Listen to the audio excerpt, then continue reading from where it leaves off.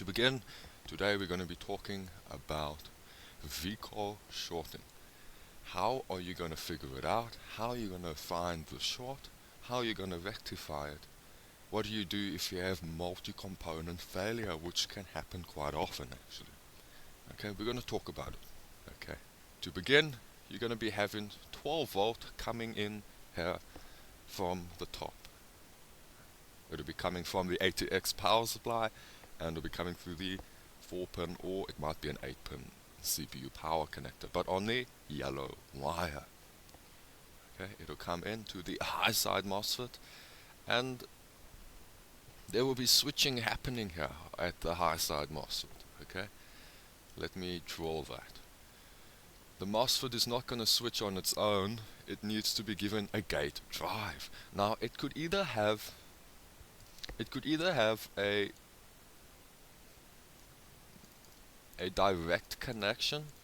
Oh no, normally they don't. Okay, normally they don't have a direct connection.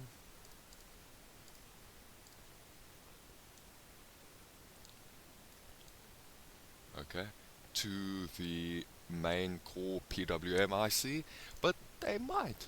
Okay, now I'll show you a typical one.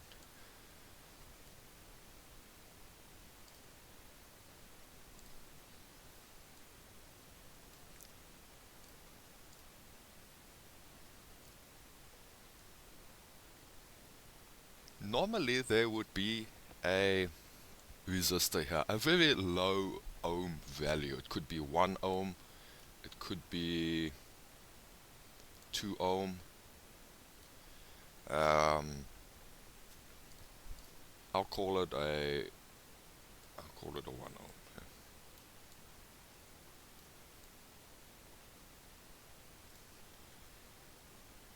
And that'll go into the main big PWM chip. Now, there even could be a driver chip, and it really depends. You'd have to analyze what board you're working on.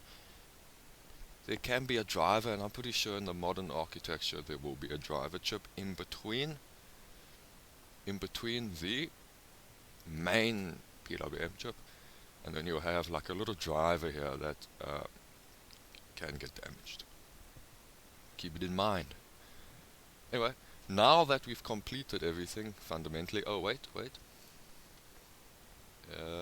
the low side will connect to the chip 2, or we can go like that. There we go. Now we can look at it. We have 12 volt coming into the high side. It'll get switched via through the 1 ohm resistor by the driver, but the driver will be getting a PWM from the main chip. Yeah. Anyway, and the low side at this not at the same time. It'll be it'll be on off on off on off. You're looking at a square wave, and on off like that. Okay. And part of the time it'll be on, part of the time it'll be off. You can look at it with an oscilloscope exactly. Okay. Or it could be on for a very brief time and off for a long time, and then on for a very brief time to generate your 1 volt, and then it will go through an inductor and a capacitor for smoothing and regulation, and then you'll get out of here a pretty good and very smooth 1 volt. On the DSO you'll get a line like that. After the inductor, and then before the inductor you could have, it'll look quite unclean, but then after the inductor, when you measure with DSO, it'll be a line. And there we go. That will be the fundamental breakdown of Vcore. Now, what issue could you have? And we can go into deeper detail, and maybe I will. What issue could you have? Now, shorting. You measure at the 4-pin. You measure at the 4-pin, and you've got ground, but then you get ground and ground here. Oh no. Now, it'll be very important, what kind of ohm reading are you getting on the part that should be 12 volt? Okay. The ohm reading will tell you a lot. For example, if you are getting a 5 ohm reading, what does it mean? It means that the high side is very likely shorted, and then you are reading a processor resistance 2. Okay. The high side could fail by 2 ohm short between there and there, and then the other 3 ohm you'll be getting through the processor. Okay, your processor resistance.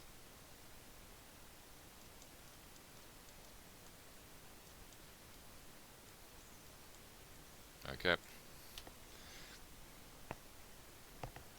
If you get a 1 ohm reading or a 0 ohm reading, maybe it could even be a short by the high side and through the processor, but then you've got it should be very unlikely though, because that will mean that your MOSFET has failed 0 ohm and your processor has failed 0 ohm, and then you've got multi-component failure.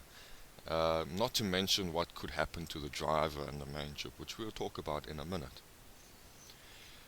But for a 0 ohm or 1 ohm reading, you're more likely to have what I'll show you now. On the 12 volt there will be capacitors for smoothing again, and very likely if you have a 1 ohm reading on your 12 volt, you're very likely having a short via a surface mount SMD ceramic capacitor, which are notorious for failing short due to heat or surges or bending of the board. That'll crack them and make them short. If you get a 1 ohm reading here, very likely it'll be shorting through a capacitor. I've even seen through-hole electrolytic capacitors fail short. Do keep it in mind, but more unlikely. Now, what will happen if you have a high side short? Very likely it'll be a short from here and here, your drain and source, and you could have shorting from the 12 volt here into the gate, which will be very bad, because then the 12 volt will go to the gate here, and for the high side the gate will typically only have like 1 volt on it, 1.1 volt. To get a full 12 volt going into here will very likely damage your driver. Okay, and you'll know that because you'll change the high side, and then your high side will blow again. And you'll question why. It can be the driver, which will be very likely. When you have a MOSFET failing, you should always check and consider even changing every time the driver, whether it'll be a direct connection to the main chip or a middleman here. You need to probably change either or both. Okay, but very unlikely. Normally it'll be, if you have a middleman, just change that one. It may not reach the main chip. Okay. Anyway, it could be the driver or it could be the load too, both together, making your high side blow again and again. You need to check it. You need to check the resistance there at the inductor when you're changing the MOSFET. Make sure that the resistance is 5, 10, 20 ohm, not 0 or 1 ohm. Then you're in trouble. Okay, your load is very likely shorted. Take the processor out and check again. Okay, if the short is gone, then you know you have a defective shorted CPU. Now, if you take it out and you still have a 1 ohm, then you need to be checking now. Okay, is there an issue with the low side? Is there very likely a capacitor shorted? Are there pins shorted in the CPU socket? Is there an issue in the layers of the board? Has there been incredible burning and damage? You need to check it. Apply voltage injection, thermal camera, or feel with your finger. You will find the short. Okay, what would I do now when I have a short? First things first, I'm going to check resistance at 12 volt. What do we get? Okay, for example, we get 8 ohm reading. Okay, on the point that should be the 12 volt, that should be kilo ohm reading. we get 8 ohm. What am I gonna do now? I'm gonna immediately remove the processor and check right here again. Oh, and now we get 8,000 ohm reading. 8,000, 8K, or 100K now, okay? Wow. We know immediately, without even doing any further probing, that we have a high side MOSFET short into the processor. But a very good sign is that the processor is 8 ohm or whatever. We are very likely our processor is fine. What am I going to do now? I'm going to go ahead and remove the high side MOSFET entirely, leave it out, and attempt to power on the board, put the processor back, and check it out. If the board posts, we can go further into determining how bad of a failure we have here. Do we have multi-component failure? Okay. Now, what do I do now? The board powers on and we get picture and everything's working fine, but we're lacking a phase. We're lacking additional power.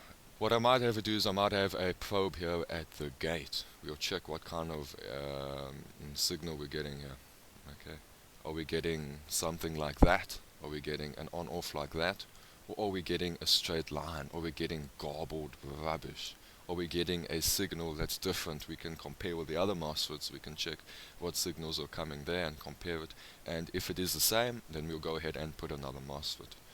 If it is different, like a straight line, then the IC is very likely leaking its VCC into the gate. The IC is that leaky, leaking a voltage into the gate, and it isn't actually driving anything, not producing an on-off. Okay. First check the input coming from the main chip to the driver. If this is good and this is bad, go ahead and change the driver. After you change the driver and this is good, place the new MOSFET in and you'll be good to go. Right. Keep in mind that when you remove the high side MOSFET, it can be that you will now get no drive down here. Okay. And you'll wonder, okay, your board powered on and it worked, and you get picture and everything appears to be fine, except when you apply a very huge load on the board. Okay, but the board is working, but now you wonder, okay, I've taken the MOSFET out, I'm not getting any gate drive here. Can it be that the driver is totally dead and not giving any gate drive? I found that no, your driver could be actually perfectly fine. You might have to put another MOSFET on, okay? And then what you can do is lift the pin over here, lift it off the board, or don't connect it. You can't do it all the time. It'll depend on the package of MOSFET. You get SMD and then you get a bigger kind. But you can lift the pin here or don't connect it. And then check your gate, because sometimes the gate will not come, I don't know why, until you put the package in. And then you can measure your gate, and then you can check the voltage here, and then you can compare, okay, do we have proper on-off switching here? Do we? Yeah, we do. Okay, now I can put that pin down, we're good to go. Okay. Sometimes you have to do that to get a signal. Sometimes the signal will not just come. Okay. Keep in mind there will be other things to check too. For example, your make it red.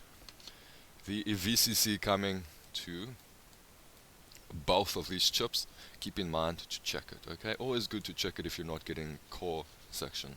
But today the main topic was core section shorting, but there are other things to check, for example, if you're not getting any voltage on Vcore.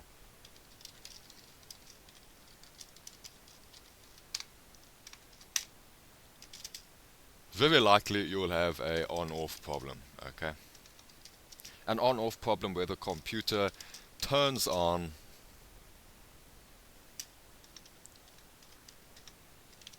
then turns off and doesn't come on again. Why? Because the ATX power supply has detected a short on the 12 volt and now it will not want to come on again until you pull the power out and basically hard reset it, and then it'll behave. It'll be on off again. The funny thing that can happen is the computer can power on, and with a very high wattage power supply, it can switch on and smoke and burn out the short and maybe the processor. Okay. Can happen, yeah, yeah, can happen. If it's a shorted capacitor, the high wattage power supply will not immediately turn off because it's designed to deliver extremely high power, and it can actually burn out the short. And then the computer will work fine afterwards if the capacitor short cleared out. Okay, then there will just be a burn mark on the board, and if the computer was closed up and you never opened it, you'd never know, and you'd carry on with life, and you'd wonder, wow, I don't know why it smoked, but hey, my computer's still working, and you'll forget about it. You'll forget about it, okay?